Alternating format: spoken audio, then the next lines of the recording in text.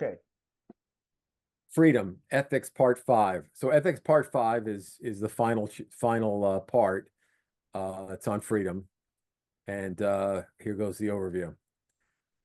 Blessedness. Spinoza equates the term blessedness, salvation, freedom in some sense, and supreme and everlasting joy with terms we use such as beatitude, bliss, saintly, and nibbana. This is best described as a continuous and unending mental state of supreme joy and happiness, accompanied by corresponding attitudes in speech and action. Attaining this is what Spinoza's ethics is about. Free will and freedom. On a cursory look, the idea of no free will and freedom may seem contradictory. Let me explain. The difference between these two terms has to do with time span. That all things are utterly deterministic, there is no doubt. Even every thought and every action we each do, taking all of our prior causes over a large time span into account, is completely and utterly deterministic. There is no free will. However, if we only take into account this moment, a very narrow time span, we have two very distinct things. We have an internal state, the current state of our body, which includes our knowledge, experience, memories, personality, physical capability, strength, etc. On the other hand, we have our external environment. This includes things like gravity, the temperature, the light around us, the people around us, where we are, the events currently taking place, etc. With respect to this narrow span of time, this instance, some of our actions are primarily due to our internal state, like you're hungry or have to go to the bathroom or want to get a particular project done, our decision on how to react to an event. And some are due primarily to our external environment. Someone just slapped us, it's raining, our supervisor told us to do something, an emergency arose.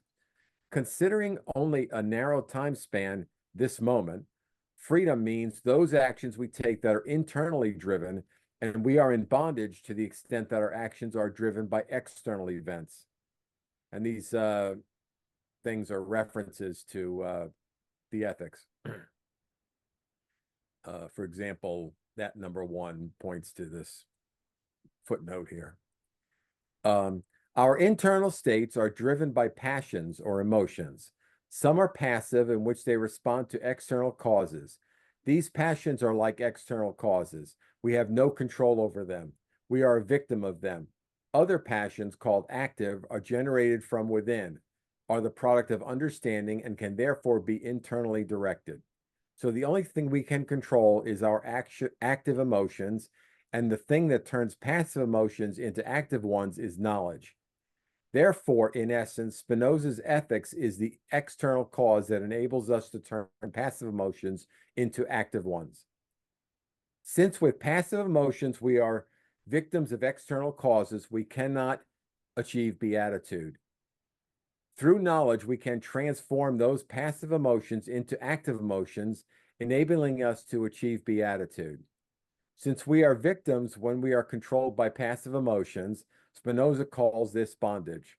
When we have active emotions, we are in control. Spinoza calls this freedom. Can I just quickly make one very quick point, and that is the internal, the passive emotions, they can be internal as well, right? You can have internal effects, right, that you cannot control, right? And generally speaking, like there's no way that an external effect, an effect of the body that originates from the external world, there's no way that you can control that. But internal effects too bind us, right? Like we're bound up with internal effects, but it's only a special kind of, it's only through knowledge itself that internal effects can be transformed into a kind of a understanding, you know, a kind of knowledge, right? Yeah. Just wanted to make the quick point that internal effects are certainly, we all know that we're overcome by emotion all the time, right? So. Right. Mental agitation can be removed by disconnecting an emotion from the thought of the particular external cause and understanding it as part of the whole. And then I have a reference here that's in E5P2. For example, let's say someone strikes you. If you relate the pain to the individual who caused the pain, you will experience the emotion of hate, fear, revenge, etc. However, the more you disconnect the event from the individual alone and view the event as part of an entire chain of events, the more you understand that the individual who struck you did so as part of a large context or large sequence of events consisting of many parties and events. You no longer blame the individual in isolation. So the emotion of hate will decrease to the extent that you disconnect the event from the sole individual. Yeah, I might want to comment. I actually wrote this about almost 20 years ago. Dealing with our emotions. We are capable of understanding each of our emotions, and that's a reference to Spinoza.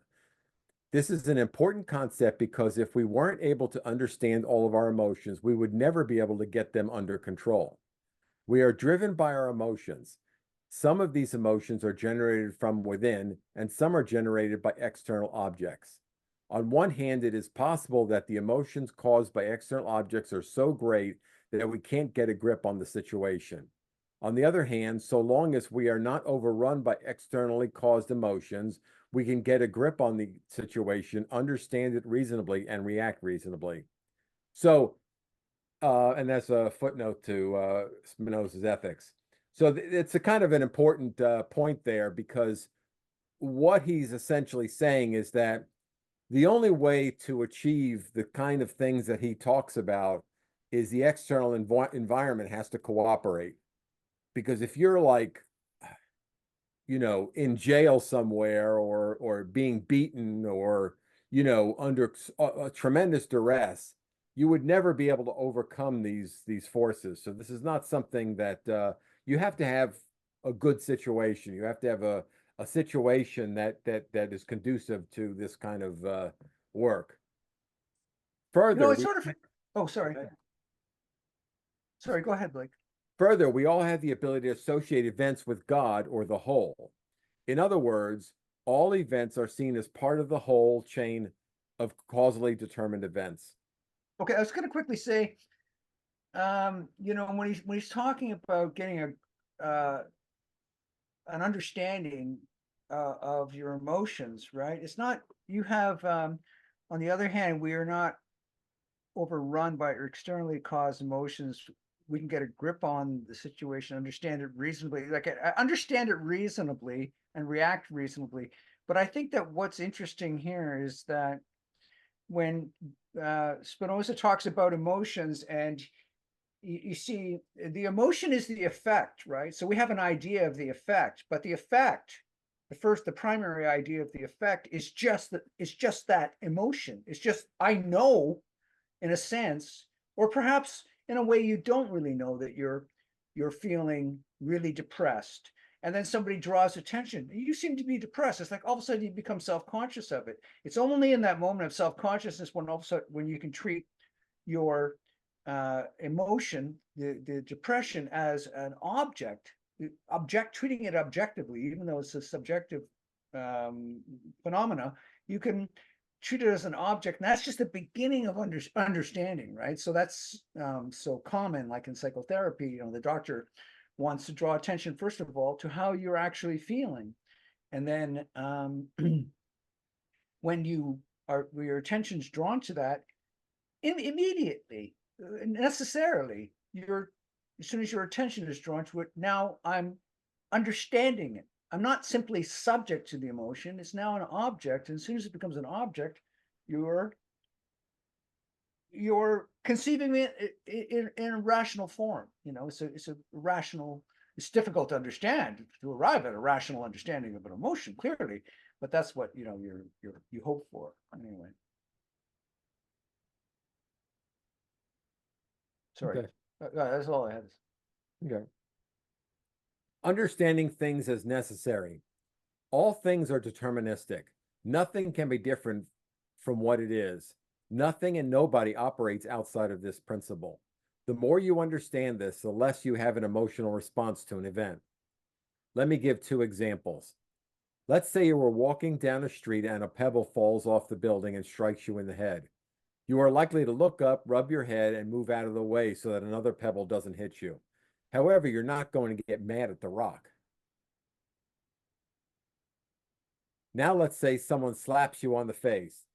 Just like in the case of the pebble, you will look to see who hit you, touch your face to assess the damage, and take some sort of action, such as yell at the person, strike them back, or run away. Only in this case, you are going to get angry at the person who struck you. So generally speaking, you have the same response whether a random event occurs or an intentional event occurs. The big difference is that in the first case, you do not get angry, and in the second case, you do. Why is that? In the first case, you deem the event to be just a product of causally determined events. However, in the second case, you view the event as caused by a free agent. The person who slapped you had a choice and decided to slap you. You view them as free.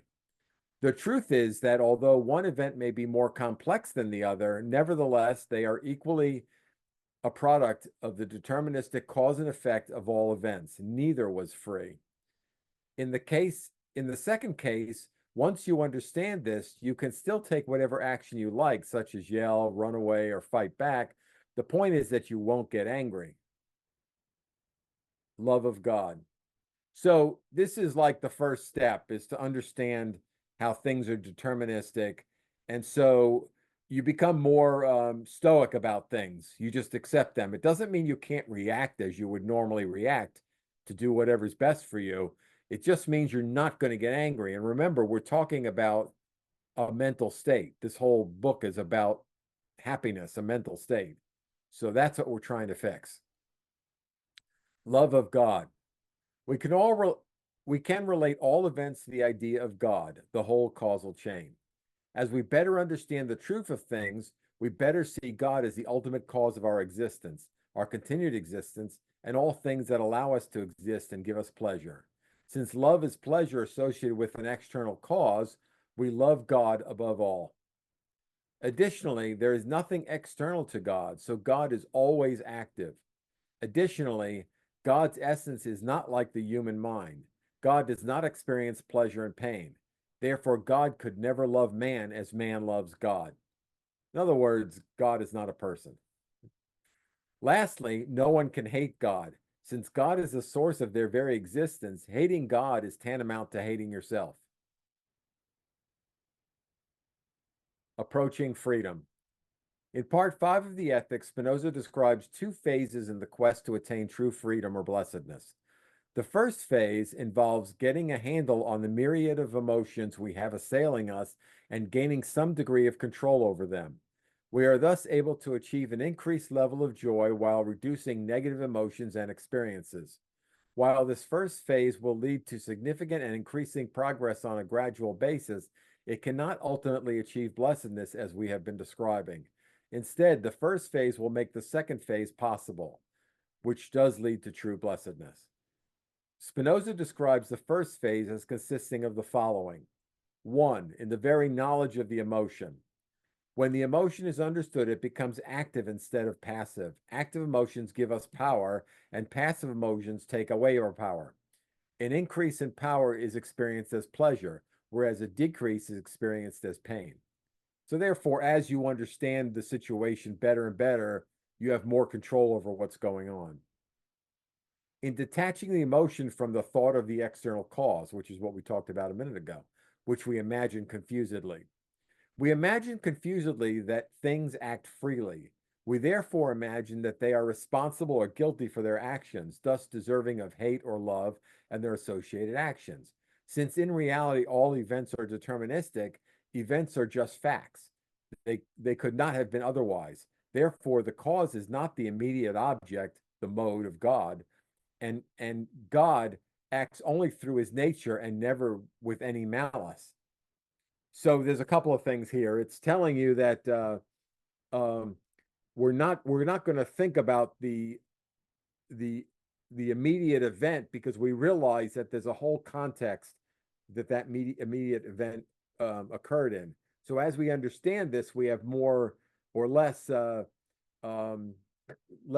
hatred towards the thing because we know it couldn't have been different. And also, if we talk about, we can never blame God because God just it's just expressions of God. There's no good or bad inside God. You know what I find interesting about this is that number one, where you talk about knowledge of the emotion, um, of course, the emotions, it will always be the same experiences that you have, but knowledge of an emotion is something that makes that very same, that identical emotion that you're suffering, an understanding of it transforms it in a way, right?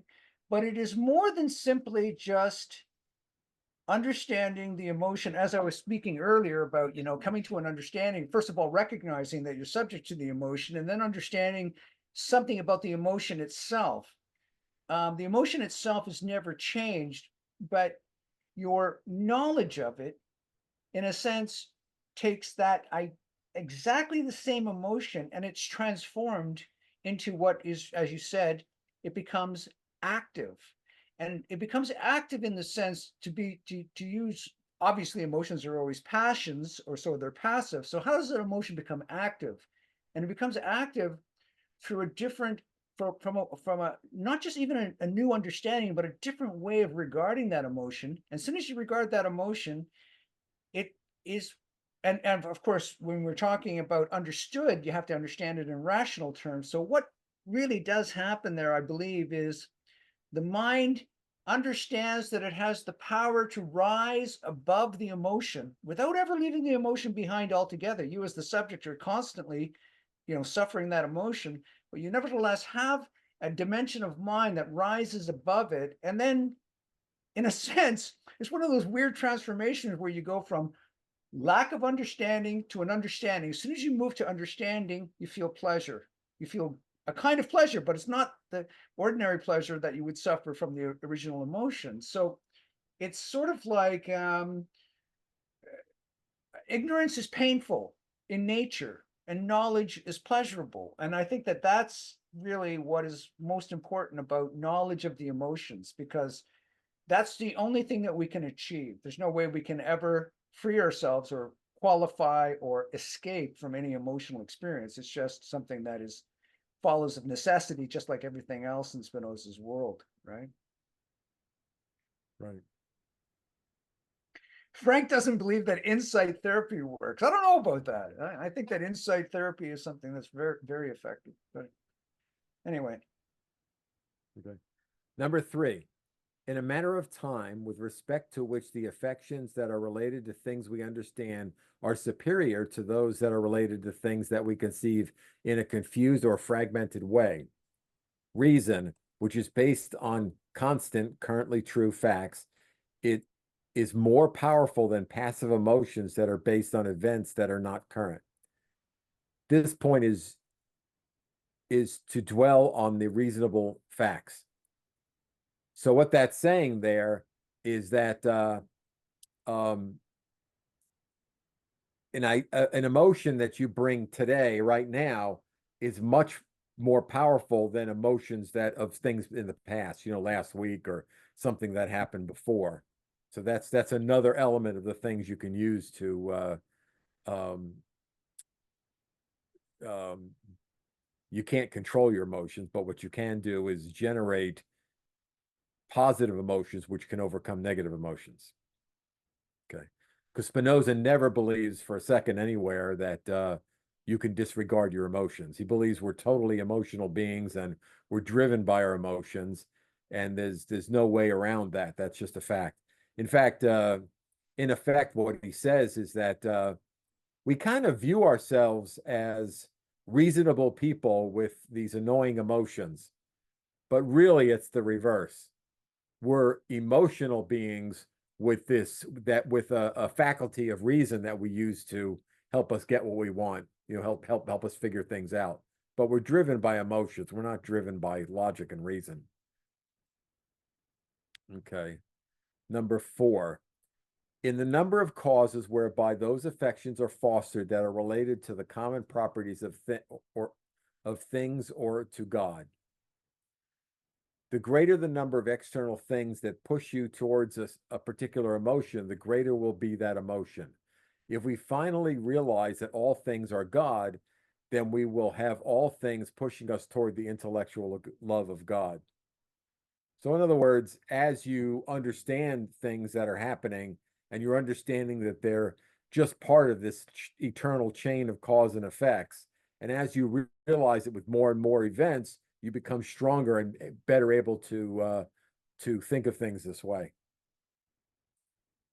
In the order wherein the mind can arrange its emotions and associate them with one with another. By interconnecting a large number of active or reasonable emotions, one builds a strong foundations of reasonable structure that can withstand random passive events or emotions. So the point there is that it's, if you're going to become a bicycler, the more you ride the bicycle, the stronger you get and the easier it is to ride the bicycle. So he's saying the same thing with overcoming these emotions. And when I say overcoming, I don't mean getting rid of them. I mean, you're generating positive emotions. You're either translating them or generating positive emotions to go past them. And you But get better and better at doing that. I think that it's worth pointing out here, though, that correct me if I'm wrong, but the way that I understand it is that a rational, creating a rational order, so to speak, of your emotional life, right? In a way, that emotion of pleasure that tempers the emotions of the original emotions, that tempers it or sort of tamps them down. I don't know whether I should even use that expression, but and somehow that emotion of pleasure, of understanding, the pleasure of understanding is a different kind of pleasure altogether. It's a different quality of pleasure. It's not really the pleasure of sensuality, clearly, but it's not even the pleasure that you derive from your imaginative life either. You know how earlier Spinoza talks about how we can use our imagination to qualify the effects that we're suffering at any given moment. But I think that the understanding the pleasure of the understanding really, I think, originates in the power that we realize we have. And in a sense, that power is about the closest we ever come to having anything like autonomy in our lives. It really is almost like I can freely think and understand despite the misery. I can freely think and understand, and it's not a recognition of, oh, I'm using this power or something. It's just the simple recognition of, hey, I can think, I can understand. That's better than nothing, I think. But anyway, the original point that I wanted to make was that it's a different kind of emotion than anything like sensual pleasure or imaginative pleasures or whatever. Yeah. In effect, when we're in bondage to our own emotions. And when we're free, we're not free from emotions. We're free from passive emotions. Okay. A good piece of advice. So he's moving closer and closer to his ultimate solution. So this was the first step. These 5 steps were like the beginning part, the first half, let's say. And now he has some advice he gives us. Spinoza offers a technique that can be used to help us in the first phase, which is what I just described, those 5 steps. This technique involves the creation of a personal list of rules to govern our conduct. It is often easier to make rational, most beneficial, and dispassionate decisions on conduct when we are not currently faced with the situation. We should make a list of events and appropriate responses. We then commit this list to hard and fast memory. Then, when an event occurs, rather than act impulsively, we can mentally refer to our list and act in accordance with it instead of our immediate situational reaction. For example, let's say you determine that the best answer to someone calling you a name is to thank them. Later, if someone tells you that you are an idiot, you can thank them for sharing their opinion rather than engaging in the argument. Surely this is the best way to promote peace within yourself and with the other person. The value of the list is that it prepares us for bad situations. When confronted with such a situation, one often can't stop to evaluate the situation rationally. The list enables you to make advanced preparation for the situation. So naturally, you can't cover every situation, but there's a dozen or so common things that happen to people in their life. Like if you're working and all the power politics that goes on in most jobs, it's a lot of common things that happen. And if you make a list of, let's say, the dozen most popular, and you say, look, at the time when this person does this, it really upsets me, but I'm going to now think about it theoretically, and I'm going to say, when he does this, I'm going to do this. I'm just going to, like if he calls me a name, I'm just going to say, thank you, I appreciate that. Because how does he respond when you do that? It's not a tit for tat anymore. It's the end of the conversation. So you think about it logically and say, this is the best way to handle the situation. So if you make the list and you're committed in your memory, then when it happens, you can easily remember it, and not just react instantly. And this is kind of a process. It's not something that you just decide and do. It's something that you decide you're going to do it, and you try a dozen times and fail, and then one time you succeed. And that one time you succeed, all of a sudden you feel pleasure, you feel power, you feel good, you feel, wow, I did it. I didn't get taken in by this situation. And by doing that, it gives you the energy and it gives you the reinforcement to be stronger the next time. So you struggle with it over and over and over, and then all of a sudden you have one success. And that one success means the next time you do it, so maybe it takes you 10 times to make the first right move, and then you make it correct, and then it may take you 3 or 4 before you do the right thing again. And what happens is it occurs more and more often. So having this list ready, again, the list is not all inclusive, but it's helpful in a good percentage of the cases. True freedom or beatitude. True freedom, beatitude, salvation, nirvana, or supreme and unending happiness is reached when the concepts in Spinoza's ethics are understood from the third kind of knowledge. Now, this is extremely important, and I'll elaborate on that if I don't already in this paper. Let me give an example that illustrates the point. Oh, apparently I do. Let us say you have a friend who invites you to go fishing with him the following morning. You agree to meet him at his home at 6 a.m. Upon arrival at his home the next morning, you see a note on the door addressed to you. The note says that he had to step out for a moment and would be back in a few minutes. He suggests that you go inside and wait for him. You prefer to wait outside, but after a few minutes in the cool morning air, you decide to go inside and wait. You sit on the couch and wait for your friend. After a few minutes, your friend returns. He thanks you for waiting and asks you to wait one more moment while he gathers his things for the trip. As you wait on the couch, your friend scurries about, gathering his things. At some point, you notice that he looks bewildered. He then asks you if you've seen his wallet.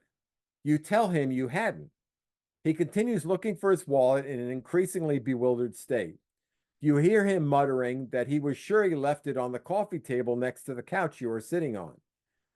Your mind imagines the likelihood that your friend is considering the possibility that you took or moved his wallet. This causes you to feel very uneasy about the situation.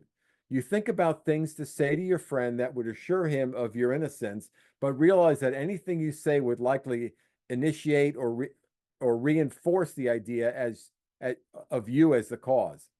The longer he looks for his wallet, the more tension you experience. This could be a very stressful situation.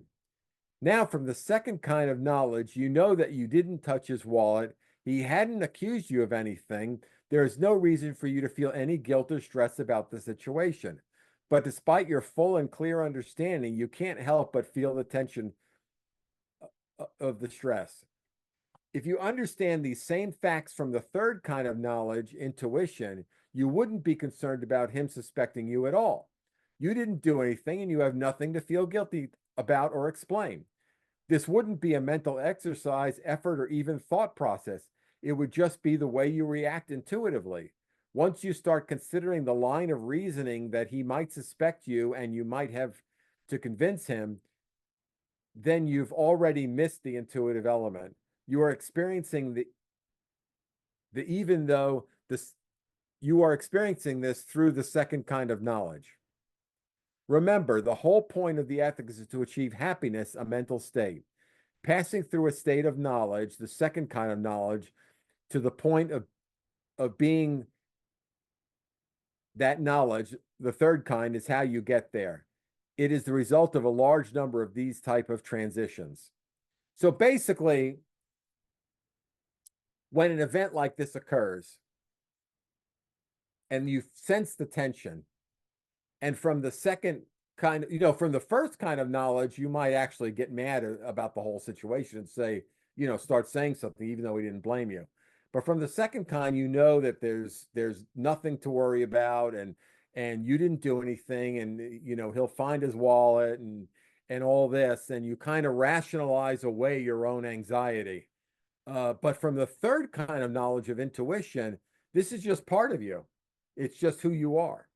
So the anger or the fear doesn't even arise because it's just the way you think.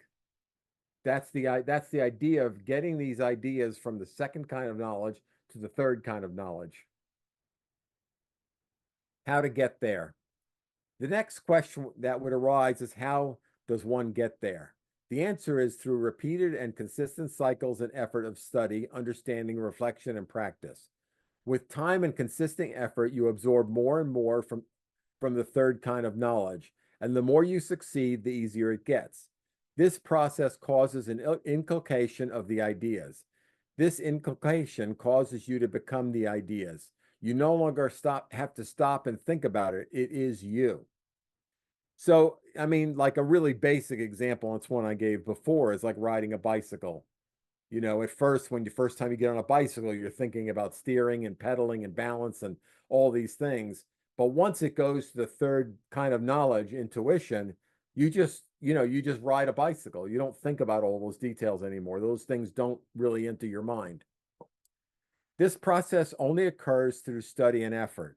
So obviously, riding a bicycle is quite a bit easier than dealing with many of life's other situations. So the other situations may take more time and more effort than riding a bicycle. This process minimizes passive emotions and replaces them with active emotions. Okay, now we're going to talk about intellectual love of God. As the process is being completed, you understand your relationship to the whole in an intuitive manner.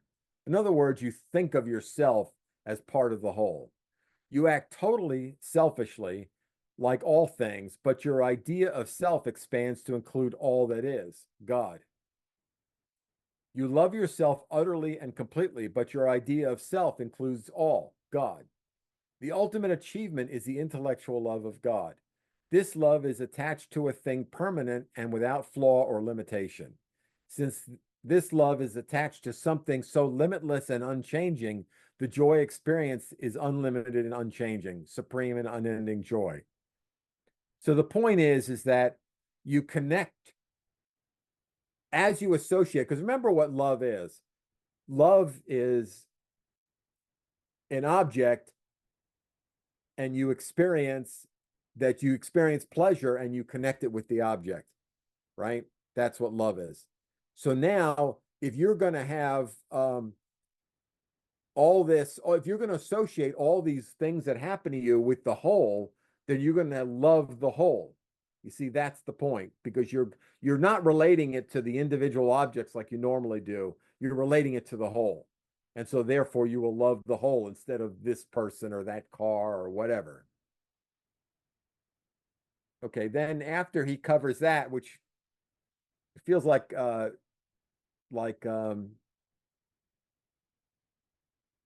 I hope that the idea gets across. We can actually, we can talk about it some more at the end. So he's kind of completed at this point what he's talking about on how to get supreme and unending joy. That's the culmination of where he's going. So now these are kind of afterthoughts a little bit. Life after death. Spinoza specifically denies the possibility of life after death. The thing you identify as yourself, your thoughts, your memory, your imagination, all die with you. And here's a direct reference to it. However, Spinoza does describe two senses in which a person survives his death, although they offer little consolation. So there's two ways in which you continue after your death, and I'll describe that, and um, it seems obviously true. Under a form of eternity, remember that from the perspective of natura naturans, we are ever present. From the perspective of eternity, our life is a fixed part of God. Again, imagine a loaf of bread on a table. Now imagine being a being that perceives a two-dimensional slice at a time. As the two-dimensional being progresses over the table, it eventually hits the beginning of the loaf of bread. This appears to him as the birth of the bread. As he progresses over the loaf, the variation in the loaf appear to him as events in the bread's life. Eventually, he hits the end of the loaf and thinks the bread is dead. As he continues over the remainder of the table, the bread is no more. The reality of from the broader perspective, natura naturans, is that the loaf of bread hasn't moved and is still on the table. The being can't see that because it has a narrow view, natura naturata, and he has passed the loaf. So the thing is no longer there in that particular moment. Of course, when people talk about life after death, they somehow imply that they want the loaf of bread to continue on after its end at some other location. This is entirely inconsistent with all we know. And so here's the second form of life after death. Those of us who create things leave behind a portion of ourselves embodied by our creation. For example, Spinoza's ethics is a product and expression of Spinoza. It could not have been created exactly as it is by any other individual. To the extent that the creation is an embodiment of the creator, does that person remain with us today? It is easy to see that this is quite different from heaven or life after death. So in other words, if you write something, this is just one example, you could produce art or music or a building or whatever, even your children. But what happens is you built these things and they exist because of what you did, the choices you made, things like that. And those things continue on. So, for example, if you write a book about something and you pass away, then you're saying, okay, your life is over with. But the thing that you put into that book, your ideas and things like that, other people experience those things. So they're not experiencing your body exactly, but they're experiencing a piece of you, which is your ideas. So that's the part that continues. Okay, some closing thoughts. Spinoza, realizing that we all primarily seek happiness, set out to find supreme and unending happiness. He saw that most people try to achieve happiness through three primary avenues: wealth, popularity, and sensual pleasure. Noticing that these avenues do not lead to happiness, he sought and found a path that did lead to happiness and detailed it in his ethics. His method was meticulously logical and didn't depend on spirits, mystery, or wishful thinking. It depended on understanding and the true nature of things. I hope you found this work helpful. That's it. So any comments? Was it helpful? Did it make sense? I thought it was a very good overview. Uh, Obviously, very necessarily a very there's a lot of ideas that have to be looked at much more closely in order to really appreciate like in other, even to begin with something like the intellectual love of God. An intellectual love is something that really is, it's not like any ordinary sense of love at all. It's really only understanding, you know what I mean? It's just, how can we understand? Like, people think of love as an emotion. Sometimes people think of love as an emotion. I don't know. But certainly when Spinoza uses the expression intellectual love, he means something quite different than what love ordinarily means. I don't know if I would agree completely with that. because Spinoza defines in part 3, defines love as pleasure associated with an external object, right? So in other words, your girlfriend or boyfriend might give you pleasure, and you identify with that object, and so you love that object, you see. And so what happens is, me being alive is the greatest thing that I could have, right? There's nothing, I mean, money doesn't mean more than my life. You know, nothing matters more than me being alive. But I am alive due to the product of God, due to this chain of events. You know what I'm saying? This eternal chain of events. So therefore, if I connect the pleasure of me being alive, which is the greatest pleasure I have, with all that is God, which is these chain of events that caused me, then I would have this love of God. I don't know about that. But anyway, let's hear what anyone else has to say. Does anyone else have any remarks to make about, for example, you know, the form of this, I'm just going quickly back over at some of the points that were made here. Understanding things as necessary somehow is, in Spinoza, to understand that things are necessary is a moment of freedom in his system. As soon as you realize absolutely everything is necessary, there is an enormous amount of relief in knowing things are necessary. And I think that these things that's quite consistent with, you'll find it everywhere, okay, in philosophy. You'll find it in Kant, Leibniz, you know. Also, the intellectual, before we get to Ella, okay, very quickly, you know, the intellectual love of God, when Spinoza really reminds me a lot of Aristotle, quite often when he gets into the ultimate metaphysics, and he was very influenced by Aristotle as well, Spinoza. Maybe not directly, but he was definitely influenced by him. And this notion that your mind, when you die, right, your body dies, you no longer have that singular idea of yourself. So you lose your sense of identity. Obviously, your memory, everything else disappears. But there is something immortal. You are immortal. Necessarily, you are immortal, right? And so I just think that that was worth mentioning. And now that I've mentioned it, I realize it really wasn't all that worthwhile mentioning. Go ahead, Ella. I think you have to allow her to unmute. Oh, I have to allow her to unmute. Okay. I made it. Sorry about that. Sorry about that. I'm gonna unmute everybody. Just bear with me for a moment. How do I do this? Good luck on that. Okay. Yeah. Oh, there you are. Yeah. You're unmuted. I don't know how Okay. that happened. Thank you. Thanks, Blake and Robert.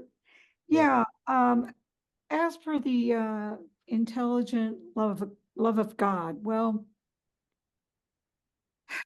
sort of reminds me of Whitehead, sort of a, you know, his Whitehead's appreciation with his end goal of beauty, not happiness, of beauty and the complexity and the beauty of the world and God, you know, and so forth.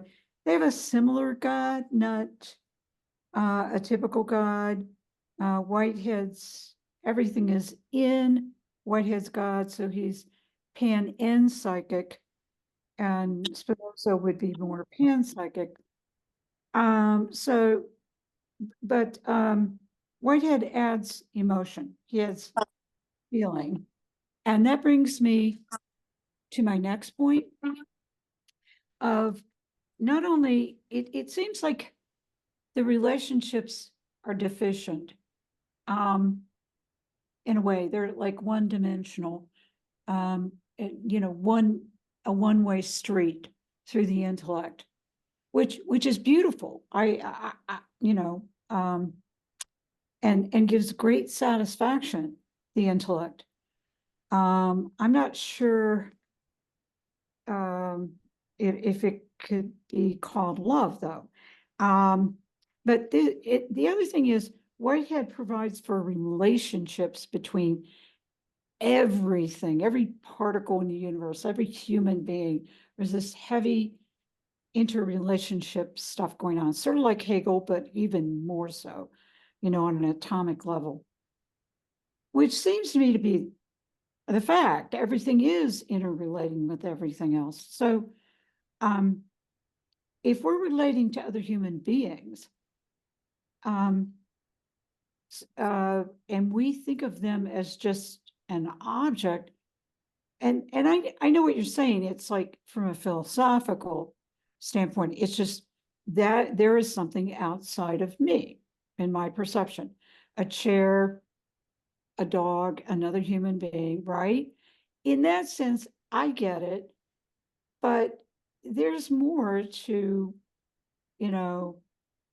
people, dogs, cats, even nature, than just being an object. So I guess I have some qualms about the whole system and how really happy or satisfying it might be. Well, let me ask you this, Ella. If you take all of those physical objects away, what are you left with?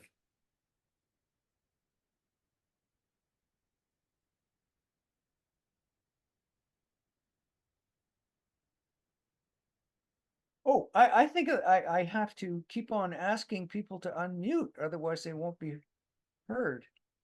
Okay, can you hear me now? Yes. I just had to hit the button a couple of times to unmute. Yeah, I think you might be right, Robert. Okay, so if there was nothing outside of me, it would be very solipsistic. No, I mean, not, there's just, because you said there's something more. So I'm trying to find out what that is. So I'm going to take all of nature, the universe, and I'm going to put it away. And you're inside that. What are we Okay. left? Oh, are you asking if there is a creator God? No, I'm asking you, you said that there was something more. And I'm trying to find out what the more Oh, is. no. There's something more than the whole system that he's leaving out. A, feeling. B, interrelationships Wait, between what was the human first? beings and What? animals and dogs and cats and nature, right? So when I say something more, I mean, he's streamlining it to the point that it's mechanistic and sterile, in my opinion. A lot of people accuse Spinoza of an unbearable austerity, and that is something that I think many philosophers admired Spinoza, but said that surely that can't be the way things are in the world. I mean, this is just too cold a universe and too austere a universe. But nevertheless, that's the case he makes. You know, interpersonal relationships for Spinoza. Well, first of all, panpsychism rules in Spinoza, right? We know that we as human beings have ideas of our bodies, and we have an idea of the idea we have of our bodies, and sensations and everything else associated with the body. And then that is also true of everything else in the world, right? So I like the idea, at least in Spinoza, that not only is a plant got a mind, and it is a self-conscious mind. It's just such a barren mind. It's so small, so little thought goes on in the mind of a plant. But just imagine how little thought goes on in the mind of an ordinary pebble. So little thought and so little self-conscious thought. But for a plant, there's a lot of self-conscious thought. Plants have a lot of things to do in order to ensure that they continue to live and thrive. And I like living in a world knowing that all animals, all living creatures, all have a life. I think that that's good. That's a good thing. So it's not as cold a world as some people think. But anyway, let's hear from Alex. I think you have to unmute him. I have. I think, Evox. Yeah, I just want to say, Blake. What, you got muted again. Okay, is it going now? Okay, yeah. Yeah, I don't know if I pressed something or not, but anyway, Blake, wanted to say thanks for the overview. That was very helpful. And I wanted to, I guess, try to kind of summarize a little bit in my own words just to make sure I get it. And you know, I'm really interested like around this question of, I think you mentioned, you know, intentional attitudes or kind of intentionality. And so for Spinoza, obviously, we are in a deterministic world, but of course, we don't always know that. And it seems like that's where that kind of lack of knowledge of everything that's making me do what I do is sort of where we have that illusion of free will, or, you know, that we are intentional, kind of setting our own ends and acting on them. So, and it seems like, well, I guess one of my questions is if we're ever really overcome that kind of blind spot, and it doesn't seem to be the case, right? It seems like We can. through, That's what he's talking about by the third kind of knowledge. right, okay, If you keep working it out in your head, you're in the second kind of knowledge. When you hit the third kind, as soon as something happens, you just automatically say, oh, that's just a product of all the causes. It was bound to happen, and now I'm experiencing it. Fantastic. You know. right, Again, that doesn't mean you can't defend yourself or run away or, you know, do any of those kind of things. What will mean is that you won't get angry because it's just an event that could never have been different. right. And so if you understand that from the third kind of knowledge, then you're just very, well, stoic is the best word for it. You're just very stoic about everything. And it's intuitive. Right. It's not something that you think about, oh, well, yeah, this, that, the other, and it shouldn't be upset. And, you know, that's talking yourself down. You're talking yourself out of it, you know, which is good. And that's the first step. But we want to get it to the third kind of knowledge. Right. So it sounds like when it comes to the second kind of knowledge, I mean, I'm never going to get all the steps. Like, I'm never going to know all the brain events, All right. all the biochemistry. But the Right. third, All you got to do is fully understand that it's all deterministic.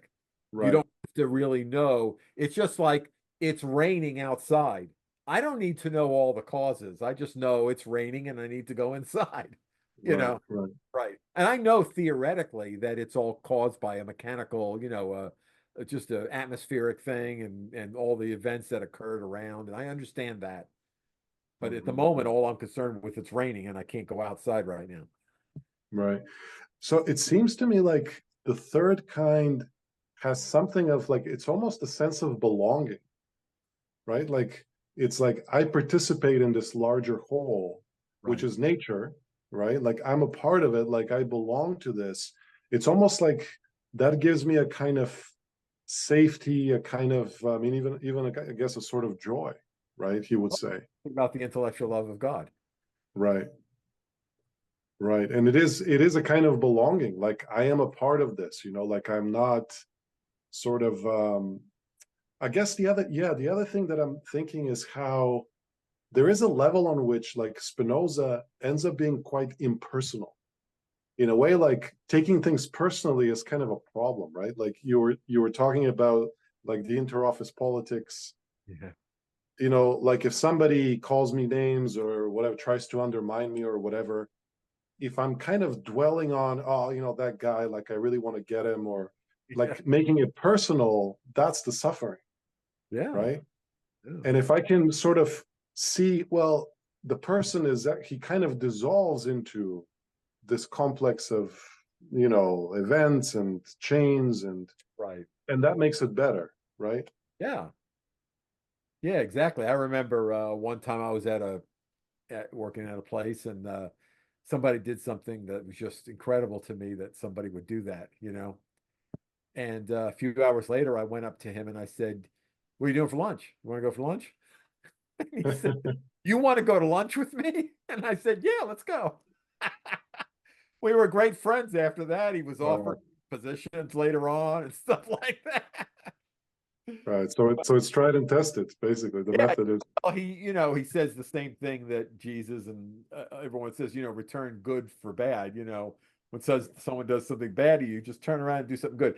I often went to lunch with him, so this was not a terribly unusual thing, but I just was demonstrating that it wasn't going to affect, I understand he's worried about himself and he's trying to do what he can for himself and chain of cause and effect and all that.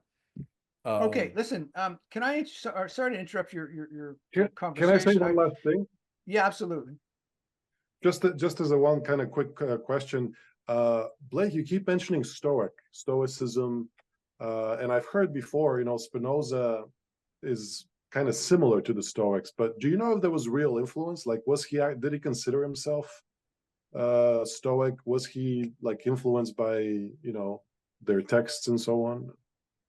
Yeah, that's hard to say because I think he did have some Stoic works in his library. Okay. Did he did how much effect? I have tried to get interested in Stoicism, but was unable to because it was it had a lot of platitudes, a lot of goals, but Right. no real backing underneath it. And I just, I felt empty with it. But his attitudes and those of the Stoics were right in line, and the Stoic attitude is a good one to foster. It's a good one to come across. Um, when you start getting old and sick and stuff, it's part of life. There's nothing you can do about it. Don't get depressed. Curly wrote a book on the guy that did this translation of our ethics. He wrote I'm sorry, not a book, a lengthy article on the relations between the Stoics, the classical Stoics, and Spinoza. But let me just quickly let Katina say something because she couldn't get her hand to go up, and so she wanted to say something, but she couldn't get her hand to go up. Are you guys able to hear me? Yes. Okay. I just kind of wanted to piggyback on one of his points when he mentioned intend. To my mind, I definitely think that there's a difference between being intentional and having a will. Sort of like I can say, I will walk to the store versus I intend to walk to the store, right? I think if I'm talking about free will, which in this case wouldn't be a free will at all, it would be however that God is working through me, right? And numbering my steps, making it deterministic.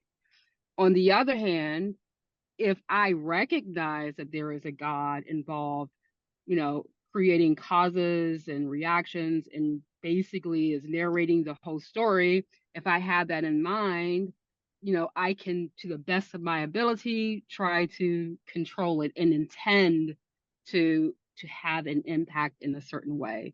So to me, even though the thinking is deterministic, that doesn't mean that, a person can't try or intend, to kind of work around the will. That's just my thought, the way I hear it. Yeah. I think that's quite valid. I mean, it is true that for Spinoza, when somebody says, I think I will go, they make a decision. They think they're making a decision. I will go. I plan to go to the store, but in reality, that it's a compulsion, and they just sort of rational. It's a kind of a rationalization, the notion of making a choice of some kind. And but when you talk about intention, if you say I will go to the store, if you change that to I intend to go to the store, what it does mean is that I'm not in absolute control. It's not completely a free choice of mine, but it's also something that I make an affirmation about. I affirm my choice. I affirm my the eventuality of arriving at the store. I make an affirmation of that experience, everything that's involved, so. And really, that's all the freedom that Spinoza allows anybody. Just quickly, James, before I turn to you, for Spinoza, there is no free choice in when Wagner wrote the Ring Cycle, the big glorious Ring Cycle, 14-hour long opera, right, of gods and demons and all this orchestration, all this beautiful staging and stuff like that. He didn't have any free choice. There was no freedom at all involved in that. I mean, there is not one iota of true freedom in Spinoza. So, in a sense, Wagner was compelled, a true absolute compulsion to create the ring cycle. That's just one example. I was just thinking of something, you could choose anything. Hamlet didn't have, or Shakespeare didn't have any choice about writing Hamlet. So go ahead, James. Yeah, thanks. Like, really good overview. Yeah, I was wondering, we talk about the idea of the impersonal and but the impersonal also means like asserting an absolute, right? The idea of an absolute God, nature, and by that way of thinking, you logically arrive at the idea that you are determined, you have no choice, and therefore you're free from any responsibility. So Spinoza was, at the same time, Spinoza was also, critical of abstractions like mathematics and transcendental ideas, right? That take you out of the concrete experience of life, right? Yeah, he was definitely critical of mathematics, right? Because it somehow. I wasn't actually aware of that. He certainly is. Not only is he critical, he absolutely denies the possibility of anything transcendental because there's only one world. So, but I wasn't aware that he objected to mathematics. For him, mathematics is a very, very important instrument for understanding the world. I mean, all of physics and everything depends on mathematics. I'm not sure where did you find that, James? It's in the glossary.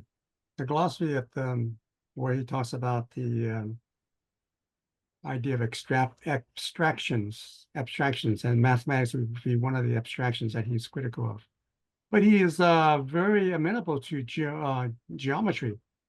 Geometry is also a kind of a mathematics. Form of mathematics, but it leads you to, it is an abstraction that leads you to the absolute, it leads you to the concrete absolute. And so it's interesting that he's asserting what is concrete as the concrete infinite is more important and is very, necessary for this kind of understanding.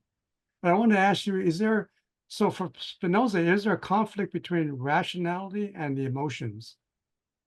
So you said before that we're driven by emotions, but we must rely on our rationality to generate good emotions, positive emotions, because the only way to overcome a negative emotion is with a more powerful positive emotion.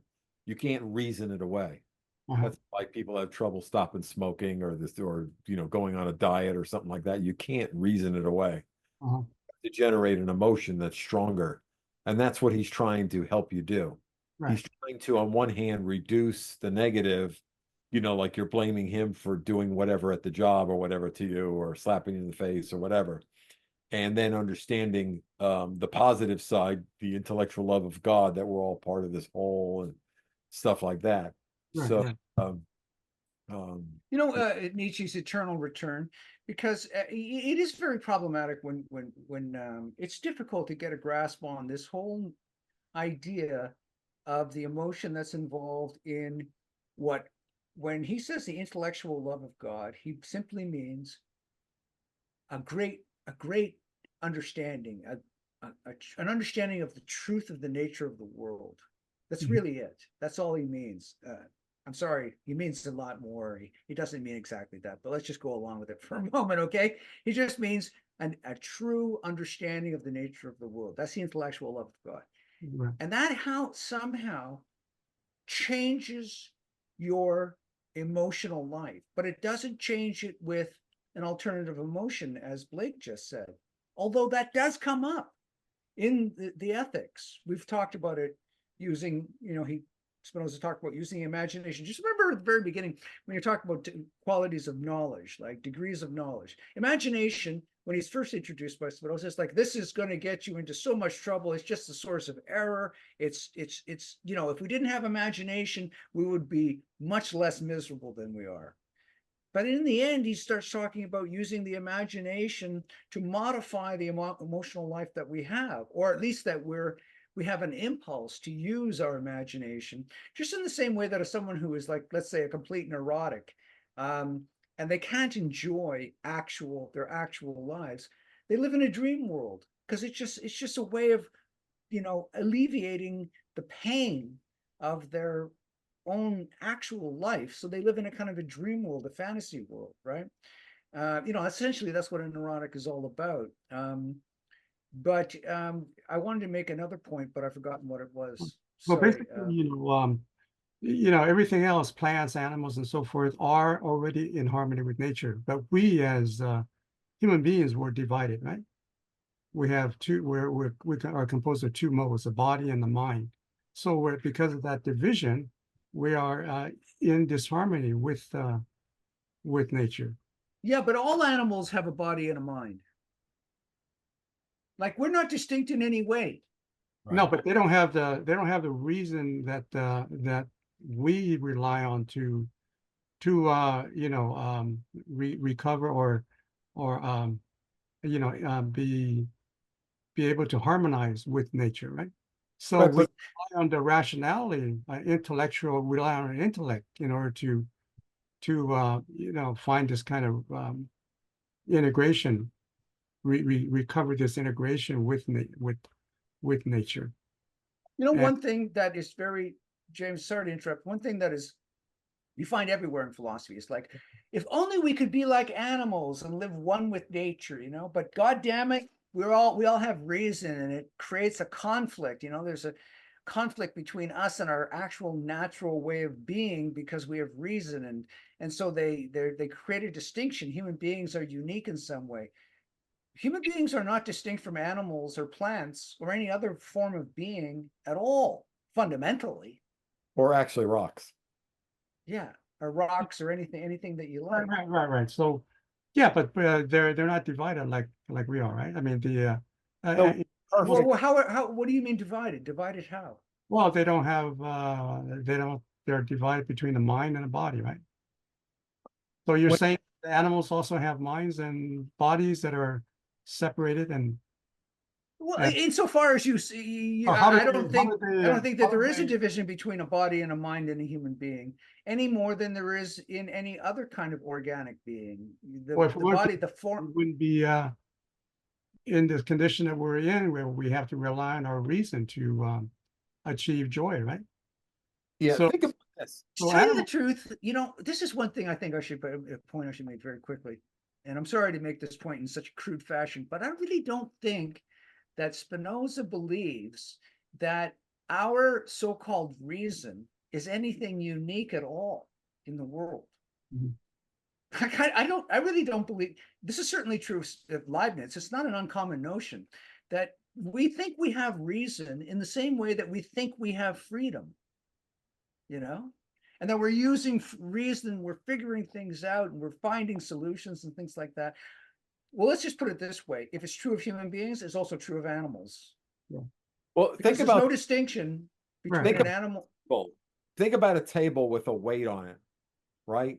Isn't that table essentially experiencing something that's threatening its structure, a pressure that's on it? Mhm. And it hits a balance point because it may bow a little bit, but there's some balance point. So I don't think that man experiences any lack of balance than anything else does. It's just we're more conscious of it. We're more conscious of these tensions. A table's not conscious. It isn't conscious of anything, but it's trying to retain, it's trying to stay together, right?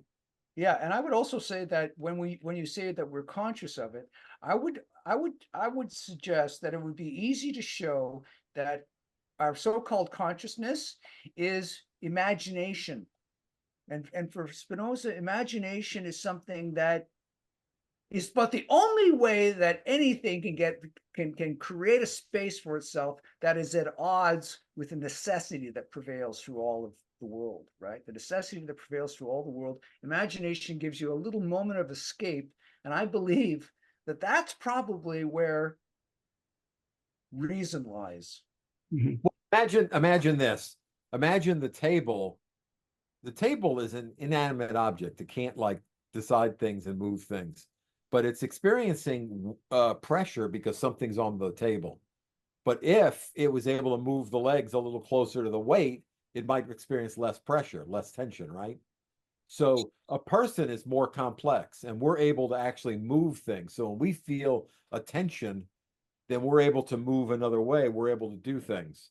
Mhm. And because of our rationality, we're able to plan, oh, I'm going to build an AC unit so I don't have to suffer in the summer, you know. But it's a function of our complexity. Yeah, well, Spinoza also talks about inadequate ideas. Could we take turns a little more? or something? Absolutely. Go ahead, Ella. Sorry to interrupt you. I mean, I think it would make it would keep everyone more interested if we're keeping our. Okay, I'll I'm try to sorry, keep it Ella. I short. should have invited you to speak earlier. Go ahead. That's all right. Look, I think I've lost a lot of my thoughts, but to one of James' ideas, and here I'm going to go in a different direction than I went last time, and I'm going to support Spinoza in the sense that, and this sort of differentiates what I think from what James' point as well, in that I do think every tree, plant, animal, human has, life, energy, existence, some sort of movement, power to one extent or another. And, you could call it vibrations, maybe a rock has less vibratory power than, an oak tree and, but when it gets to human beings, I think during the Enlightenment, they made a little bit too much of the idea that we are so special, right? That we're not connected to the rest of the planet or the universe. And I do like that about Spinoza.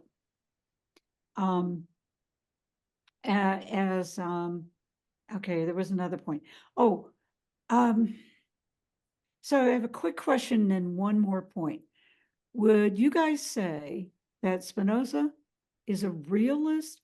And, I know he's a panpsychist, but he's a realist. He has one substance, right? One world, one substance. But is he officially kind of a realist? What does that word mean, realist? More of a realist than anyone else I know.